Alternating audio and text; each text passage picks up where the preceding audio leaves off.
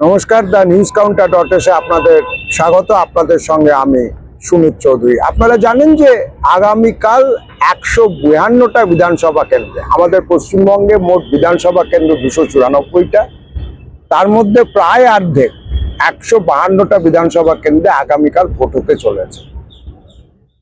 অনেকে জিজ্ঞেস করছেন যে এই যে আগামীকাল থেকে ভোটের প্রচার শেষ হওয়ার পর যে প্রথম দফার ভোট হচ্ছে, এতে ফলাফল কি হতে পারে। আমি দেখুন প্রথম থেকে একটা কথা বলছি যে এবারের ফলাফল কিন্তু প্রেডিক্ট করা কঠিন হবে, কারণ অনেকগুলো আনফোর্সিন ফ্যাক্টরস এবারের ভোটে যোগ হয়েছে, যার মধ্যে প্রধানতম ফ্যাক্টরটা হচ্ছে ব্যাপকভাবে ভোটার বাদ যাওয়া। তার মধ্যে মহিলা, প্রান্তিক মানুষজন এবং সংখ্যালঘু সম্প্রদায়ের মানুষ বেশি।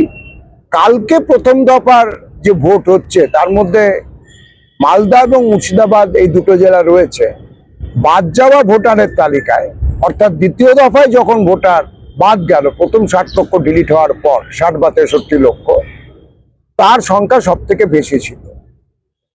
আর তার আরেকটা যেটা বড় বিষয়, এবার রাজনৈতিক যে লড়াই, আমরা 2021-এ যে সরাসরি একটা দুটো শিবিরে বিভক্ত হওয়া ভোট দিয়ে দেখেছিলাম, অর্থাৎ বিজেপি এবং তৃণমূল কংগ্রেসের মধ্যে, ভারতবর্ষের সংসদীয় রাজনীতিতে, পশ্চিমবঙ্গের সংসদীয় রাজনীতিতে এই প্রথম দেখা গিয়েছিল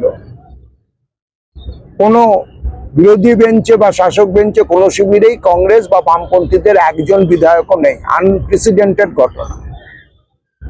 আমি যেটা বলেছিলাম যে এবার সেই বাইনারিটা ভাঙবে, সামগ্রিকভাবে গোটা রাজ্য জুড়ে সমানভাবে এই বাইনারি ভাঙবে, এটা আমার বক্তব্য নয়, কিন্তু এটা আমার কাছে পরিষ্কার। আগামীকাল প্রথম দফায় যে ভোট হচ্ছে তাতে এই বাইনারি ভাঙার প্রক্রিয়া শুরু হয়ে যাচ্ছে। সব থেকে বড় বেশি ভাবে বাইনারি, অর্থাৎ হয় তৃণমূল নয় বিজেপি, এই ভোট ভাগাভাগির যে মেরুকরণের রাজনৈতিক অঙ্ক, সেটা ধাক্কা খাবে হচ্ছে মালদা এবং মুর্শিদাবাদে। এছাড়া যে আরেকটি গুরুত্বপূর্ণ জেলা যেখানে এই ভোট বিভাজন সরাসরি দুটো দলের মধ্যে কেবলমাত্র, বা আসন বিভাজন কেবলমাত্র দুটো দলের মধ্যে, সেটা হতে চলেছে উত্তর দিনাজপুরেও ভেঙে যাবে। উত্তর দিনাজপুরে আমি যদি একদম উপরের দিক থেকে শুরু করি, উত্তর দিনাজপুরের যা ছবি, তাতে কংগ্রেস অন্তত দুটো আসনে খুব ভালো জায়গায় আছে এবং সিপিআইএম একটি আসনে, আপনারা বুঝতেই পারছেন কোন আসনটির কথা বলছি, করণদিঘি, সেখানে আচমকা খুব ভালো জায়গায় উঠে এসেছে। এটা আমি গ্রাউন্ড রিপোর্ট থেকে বলছি, কারণ পরিসংখ্যান যা বলছে তাতে কিন্তু গত লোকসভার হিসেবেই বলুন বা গত বিধানসভার হিসেবেই বলুন, এখানে বামপন্থীদের কোনো আশা থাকবার কথা ছিল না।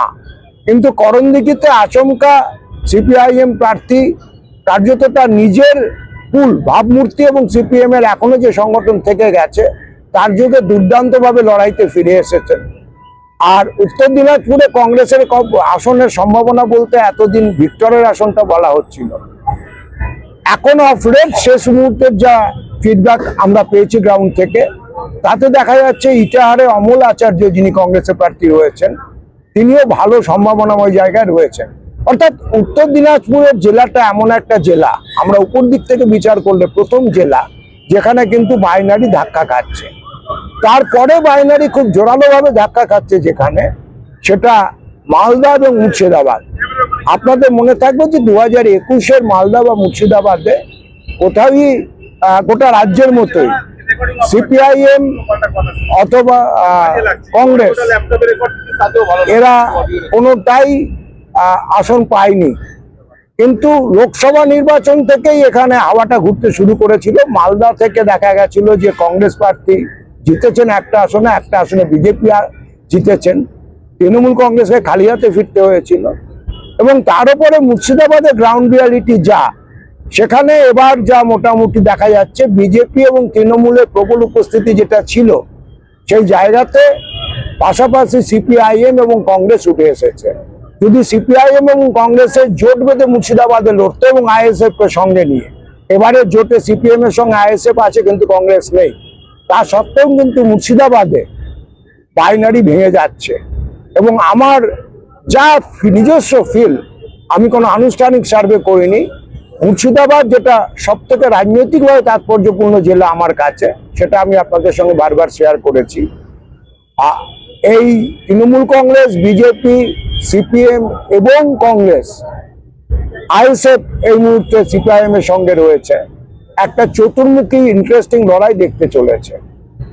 বাকি নিচের দিকে যে জেলাগুলো, তার মধ্যে অবশ্যই পশ্চিম বর্ধমানের, এখানে কংগ্রেস সেভাবে কোথাও ফ্যাক্টর না হলেও অন্তত তিনটি পকেটে, তিনটি বিধানসভা কেন্দ্রে সিপিআইএম সাংগঠনিক রাজনৈতিকভাবে প্রবলভাবে উপস্থিত রয়েছে।